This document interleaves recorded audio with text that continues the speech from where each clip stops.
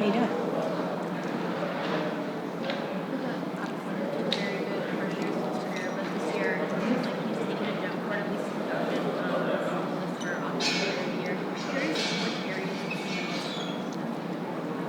Every area. I think I said it when he got back in April. He was cutting better off both feet. I think he looks a little bit faster. I think he, if possible, he looks stronger. He's more confident in his hands. Like, these great players find, their little edges to make themselves even a little bit better in the work they put in the offseason. And he's not short of putting in the work. He loves being on that grass. He loves being in that weight room and doing what he has to do to be as good as he can be.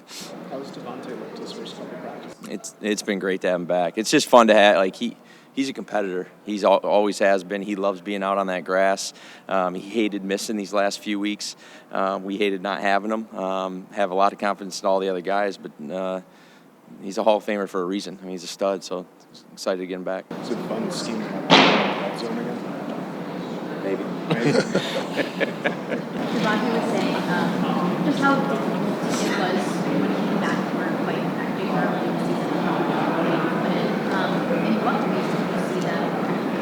Yeah, I think just organically through time, whether it be their conversations, what we were doing in the meeting room. But, there's no secret. At first it was a little bit off, if you will, because, OTAs didn't have a lot of time together. Obviously, in August with Matthew being out, Matthew put 2 years of work in with Puka and some of these other guys. So it's always going to take time. And then once they once it clicked, it just clicked.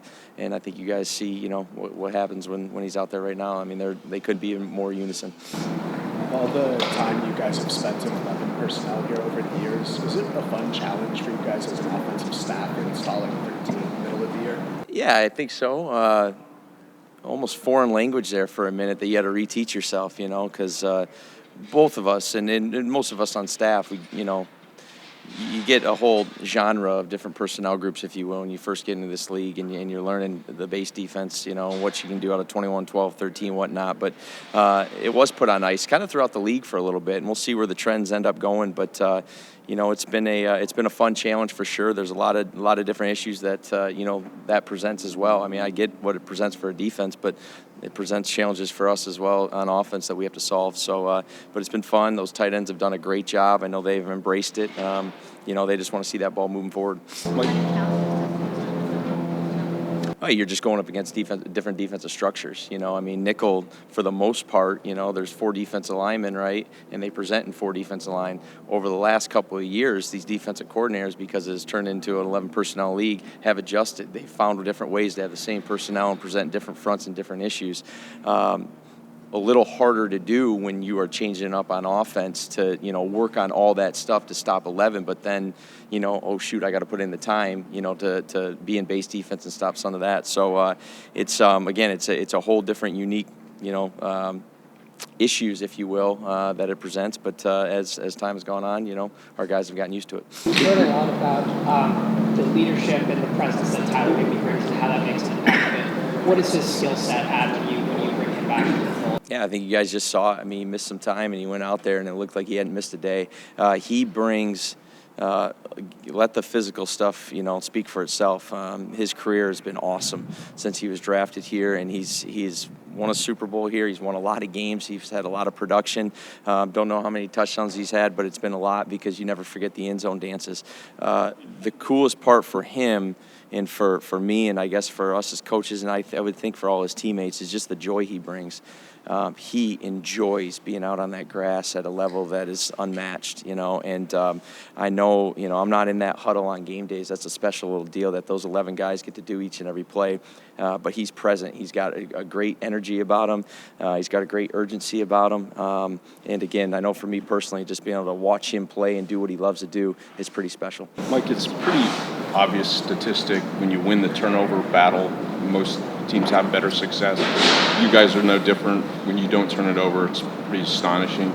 When you go into a game where you turned it over 3 times, is there something that you do differently during the game planning or coaching this week? Yeah, I think each and every week's different. I won't get into how this one's a little bit different, but yeah, I mean, you figure out, why those things happen and how we can correct them, what they do well as a defense, where their, key guys kind of are.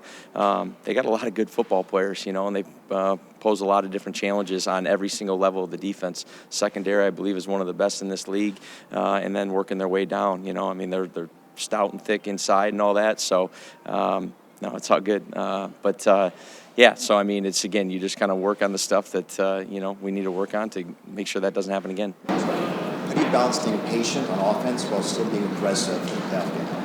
Say that one more time. I'm sorry. How do you balance staying patient on offense, your game plan, while still being very aggressive in a playoff game? Yeah, I mean, it's that's the song and dance, right? I mean, you got to be able to attack in this league, but you don't want to do it recklessly. You got to be aggressive, but you don't want to be reckless. And so that goes from each position. That goes from the quarterback. That goes from the play caller. That goes from how we build this scheme. We want these guys going for it and shooting their shot each and every play within reason. And again, it starts with us as coming up with a plan to make sure that we're giving them the bullets to go do it, but at the same time not being reckless. You guys have goal shots at the 3-yard line. What is it for receivers specifically? What is it for the skill set needed to score? Well, there's a definite baseline skill set, and it's in all different shapes and sizes. But I think there's also a mindset to that thing too. Like, there's just certain guys around this league that when it gets close, I mean, they just smell it and they just have a knack for it. And typically, it's been their whole career, not just in the NFL. So again, it's all shapes and sizes. Whether it's handing it off to a back, giving it to a tight end, throwing it to a receiver, whatnot. I know you're kind of alluding to Tay right there. Obviously, Puka's had his fair share over the last few weeks. So. Fortunate enough to have a lot of guys that have that knack to get across the goal line. Where do you guys most keep thoughts on the last two games? Yeah, he was arguably playing as good. Again, I don't study all the other 31 teams, but he was playing as good as he could for us, when he was out there. And again, another guy that just enjoys being out there. You guys probably see him shooting jump shots and stuff like that when things are going well. But he goes after it every single play. It stinks that we don't have him out there. With that being said, Justin Dedich is more than capable. That dude's a fighter. He's tough. He'll do whatever it takes to get it done, and so it's not just me saying that, or Sean, or Ryan Wendell. I mean, his teammates feel the same way. So what we miss in Dotson, Dedich can go in there and step up and play winning football for sure. Thanks. All right, guys, how we doing? Good. What stands out to you when you look back on that Carolina game from last month or 2 months ago? Yeah, they controlled the game. I think they played really physical. They played tough, and you saw the running backs played really well. And Bryce Young made some plays where he extended some plays. He made some good plays in the pocket. So they're a really good team. You give them a ton of credit, and they beat us fair and square. What allowed them to run the ball as successfully as they did? I think it was the physicality, the technique that they played with, and I think their backs got a lot of yardage, kind of yardage after contact, things like that. They played downhill, and I think they just played very well. When you look at the success they had on fourth down, was that play calling? Was that scheme? I think it's always a combination of thing where, sometimes, it's part scheme, it's part play call, where, some of the things were part putting the guys in the best spots. And I think they did a good job of keeping us off balance, like we were just talking about with the run. So sometimes you're thinking run, and, next thing you know, they're dropping back and throwing it, and they get an explosive. So, it's all about balancing all that type of stuff out, and, that's exactly what they did. When you're showing guys film of a loss, and it's a playoff game, do you sense there's a, lack of a better word, an anger or frustration that can serve as motivation? I don't think we need any extra motivation to play this game. I mean, I think it's a playoff game, and it's an extremely tough team on the road in a hostile environment. So I think we'd be ready to go. Is it a challenge for you knowing next week you're probably going to be interviewing or having requests to be interviewed for head coaching jobs? No, I'm just, I have a routine that I do every single week to get ready to play games, and this week's going to be no different. So I'm going to lock in on that routine, segment my mind and lock in on it. And all I'm worried about, we have an opponent that extremely capable of beating us, obviously, and that warrants all my attention. So that's what they're going to get. You alluded to how earlier, you spent the summer. There's times that you have devoted to your kind of preparation. Do you feel like you're ready to become an NFL head coach if given the opportunity? I don't know. If the right spot in the right context, and in the right situation, if the right situation presents itself when that time comes, we'll decide that. Sit down with my Sean and everybody I'm close to, and make that decision. I think that's for a lot of the teams that you talk to make that decision. How important is it to get Quentin Lake back? To get Lake back? Oh, it's extremely important. Yeah, it's extremely important. He's a great player. Whether you just talk about, scheme-wise or what you can do, all the things that he does for us, and really just, what he brings to the team as far as from a physicality, from a communication, the questions he's asking in the meeting room. It's awesome to have him back.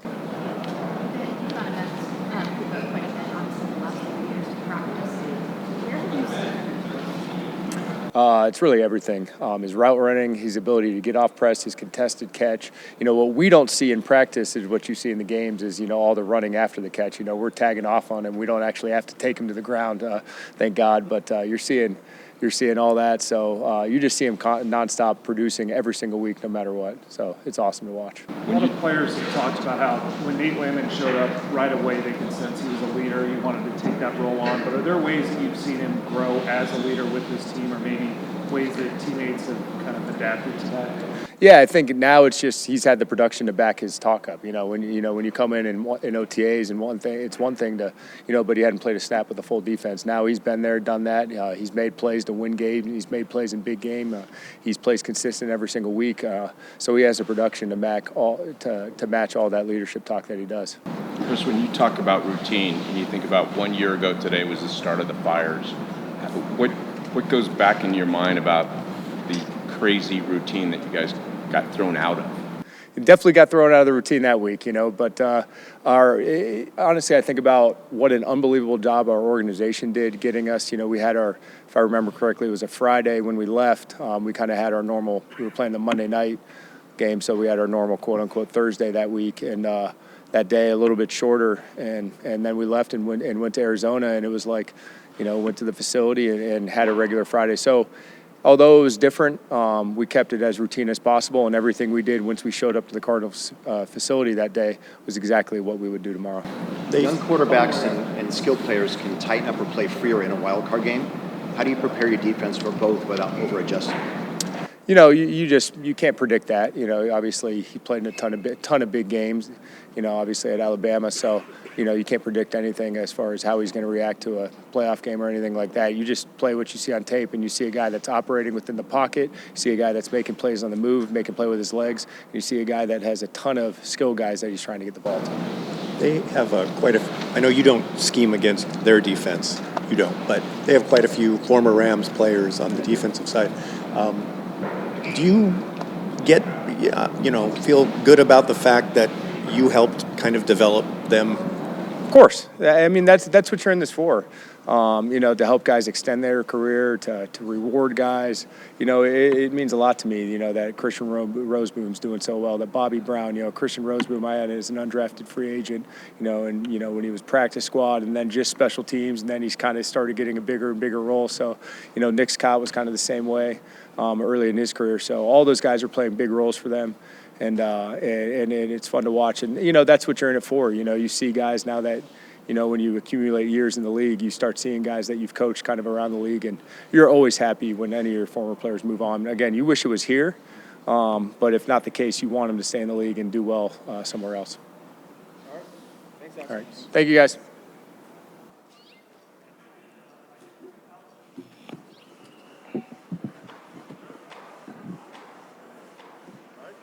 When you think back to that loss in Carolina, what stands out? We didn't stop the run.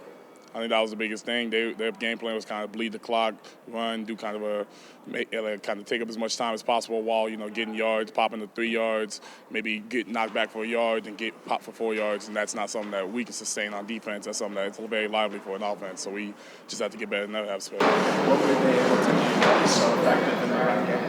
I think it was just knocking us off the ball. I think we didn't get our feet in the ground. I don't think we were just mentally prepared. I think it was nothing that they did, to effectively. Obviously they're a good team. They're a playoff team. Everybody at this point is a great team. Everybody in the league's a good team. But I think they just got good knockback, and that just we weren't ready. That was simple as that. You feel ready this week? Yeah. You have to be ready this week. It's playoffs. What did you learn from your first playoff experience last year that'll, kind of guide you going forward?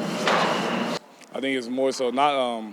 I think you have to trust your teammates. You have to play your 1 of 11, but there comes a time there's going to be one play within every single playoff game. Whether it's you blow the team out or it's a very close game and you lose last second. I think it's one play that you have to take over. Like it has to be on you, and it has to be you be your absolute best. What have you learned about Davante since you signed him? Honestly, I learned that Davante's there's certain people that are old in the league and have been in the league for a long time. There's pros that are old in the league. And that Davante's a pro. He's one of those people that he does everything right. He attacks the game very intelligently, physically, mentally. Everything he does is a top level. You talked about how it's not, you guys don't get in cliques by position group. He said that you go to the cafeteria and everyone's kind of spread out, and that stood out to him. Maybe wasn't the case where he'd been. Do you see that in that kind of culture that's been built? Yeah, I mean that's the way I've always been personally, but I think that's the biggest culture thing here. And from people that have been at other teams, obviously me, Fisk, a bunch of the guys, this is our only team, so we have no frame of reference anywhere else. But everyone always talks about how it's like a family here. I'll go into the quarterback's room, I'll be able to walk in the running back's room, wide receiver's room, and I can make jokes, laugh with all of them, O-line, all that stuff. Where some places it's not like that. Where does it come from? I think it just comes from the way I've played. I mean, that's just the way I am. I'm just a friendly dude. I care about everybody. I can walk into any coach's office and make jokes with them, laugh with them. I got no problem with that. It's just the way I am. I think Sean, it just trickled down effect. Him and Les kind of make all of us feel at home. This is a second home for us. Davante has been in the league a lot of years. You have no problem jawing with anyone. What do you pick on him about? What do you give him? I ain't gonna lie. Davante and Matt. Stafford, they're the two people that kind of it's weird to talk to them. It scared me. Davante, I'm super comfortable around now, but Matthew, for the first 8 months I was here, I was scared to talk to him. I was like every time I walk by, I was and I just smile and he's not a scary, he's a great person. He's super warm and welcoming too. But I was just damn, this is great. This I gotta kind of measure back. But Davante, me and him would just joke, go back and forth. I ain't gonna lie, if you go with Davante though, you gotta be ready because he's gonna have something crazy to say back. So you got to be prepared for it. Last year, the first round of the playoffs, home game in Arizona. What stands out about that game? Yeah, I mean, obviously, there was the whole effect of, the fires and, trying to get everybody out here that, had a ticket, that was able to come out here, that lost something in the fire, or even that didn't, still kind of be able to have a, community event in that game and try to ball out for them. I think the biggest standout was how we reacted to it, though. It's supposed to be a home game. We ended up earning a home game, but to be able to have to fly to Arizona, it's only an hour flight, it's not super far, but still, to leave your house, to leave your family, and you have to do all this extra stuff, it's a different feeling, but just, have to persevere through it. You guys really seemed last year in that game to play for a higher cause for LA. Do you need a higher cause, for lack of a better word, this week, or what is it? I think it's still the same cause. I think, obviously the fires happened, but people are still recovering from them. And that's still something, that's terrible and it really affected the community. But I think our cause is always going to be LA. It's always going to be playing for LA. It's always going to be being better for this community, the people that, love us, the people that hate us, the people that are, friends with us, the people that, don't like us. We always got to play for the people around us. How do you pick your moments between attacking upfield and staying disciplined against the run? Yeah, you understand the keys. Some people have keys where their legs a little farther back and it's going to be a pass, or, you can tell, what's going to be depending on the backfield set, what kind of personnel's in.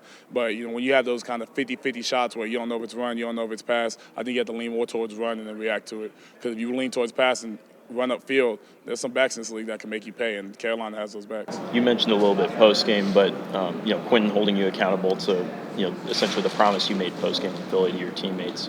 Returning to the playoffs, just how did that promise and that mindset carry with you, throughout the offseason and this regular season? And, what does that also look like with the way, Quentin's held you to that this week? Yeah, the whole offseason I spent more on my mental than anything else. I was trying to figure out what I got to do better in this aspect, what I got to do better in that aspect, because I left so many plays on the field, and I was like, I don't ever want to have that happen again. And this whole season, I've left plays on the field. I've done things where I took a shot and I didn't make it, but I've also done things where I took a shot and I did make it. So I'm, kind of playing in that 50-50 realm, but realizing now this is the playoffs. We can't afford to let one big play go off. We can't afford any, big explosives. We just have to be us, and I'm just going to do my 1 of 11 this week.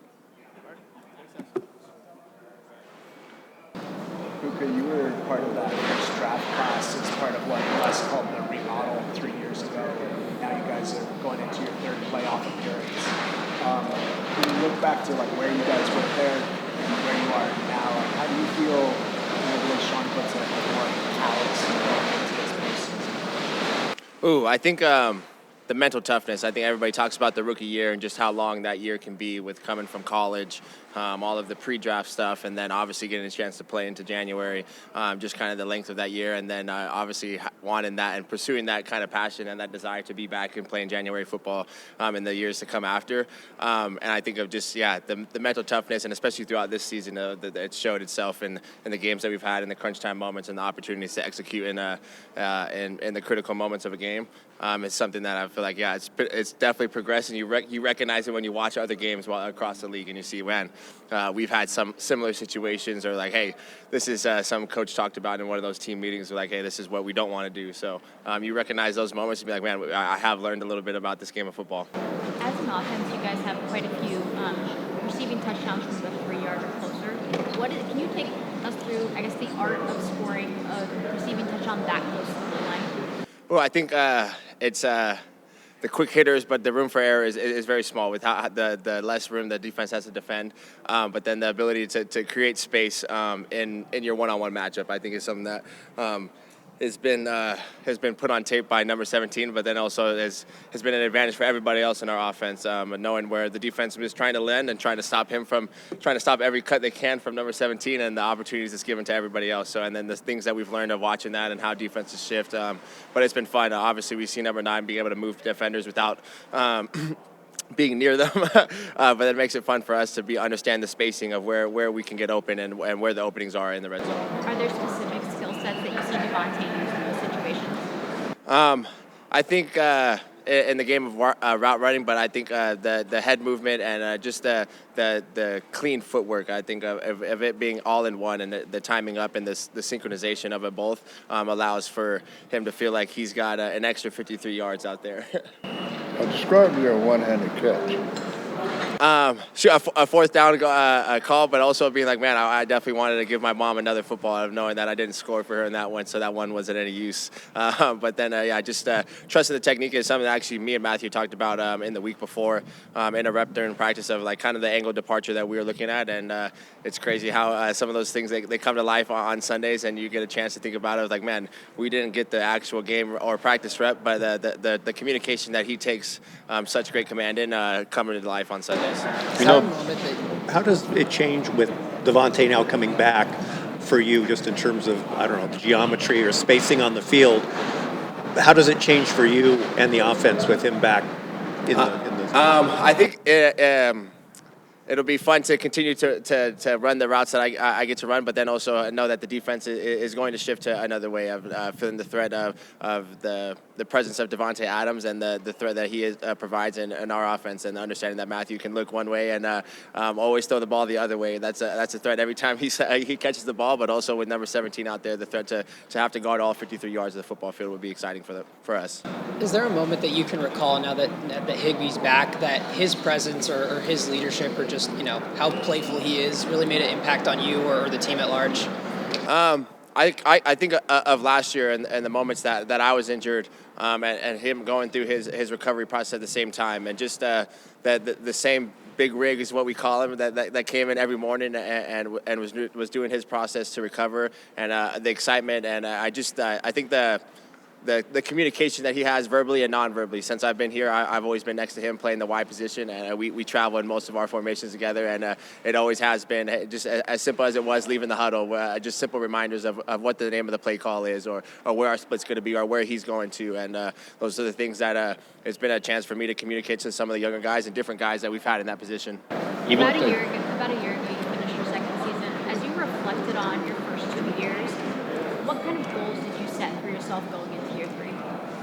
I know catching the ball was something that I feel like catching the ball more consistently was something that I wanted to continue to improve on since stepping into the league, especially having the opportunity to be so accurate with number 9. I feel like I really do feel confident I can catch any ball that comes my way. But that, and then just in the run game, I pride myself, and it's been something in our offense that I've watched the guys in my position and who've been the leaders of this room get their nose dirty and in the run game. And so that's a standard that I've always held for myself, and I try to make sure when the young guys come in and they watch our tape that they're like, holy cow, like we're not running off and just letting safeties come in and cap off on our running backs. We're getting in there and we're making sure that everybody has their chin straps buckled and they're ready to play football. Even when Davante was sidelined for the last 3 weeks, what did you notice about the way he positively impacted you and some of your other teammates? I think game day demeanor is different for everybody, and I know that's somebody who's had a ton of game days under his belt, and the way he carries himself and that intensity and that confidence that he has for his game and his knowledge of the game that we're playing, it bleeds into everybody else. And I think of somebody who I love to get dap ups. I want to talk to everybody. I want to headbutt, and he does a great job of doing that and communicating. So it makes it feel good when that energy is reciprocated. You know the defense yesterday that you guys get the win. He doesn't think everybody's going to be going crazy because you guys have higher expectations than just the first round.